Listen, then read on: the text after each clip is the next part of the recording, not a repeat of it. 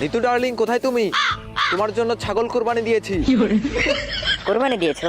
ছাগল কোরবানি দিয়েছো?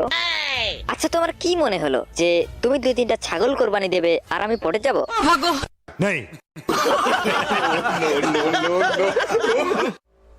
আমি ছাগলের গোশত খাই না।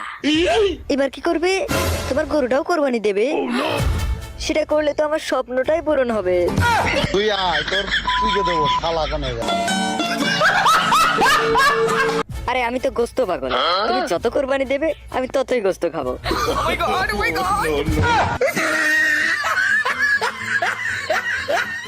নিতু, আর ইউ রাক্ষস?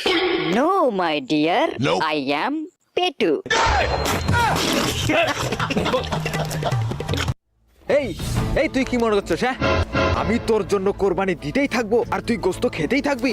লুক, আই অ্যাম কসাই আরিয়ান মির্জা, কোন গরুর দালাল না। তুই গরুর গোস্ত খাবি? যা, এবার হাঁসের গোস্তও পাবি না। देखा आपने लापरवाही का नतीजा है।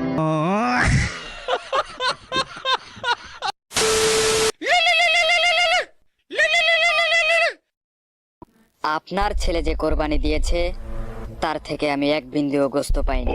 আমি নিজে গিয়ে গোস্ত নিয়ে আসবো।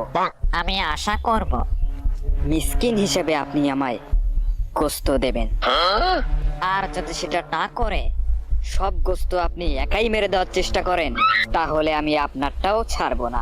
কথাটা মনে রাখবেন। আরিয়া মির্জা আমার ছেলে, আমার টুনটুনি, আই মিন পৃথিবী। পৃথিবীর সমস্ত গোস্তে হাত দিলেও ওর গোস্তে হাত দেওয়া যাবে না, কারণ ও কোরবানি দিয়েছে কেবলমাত্র গোস্তই খাওয়ার জন্য।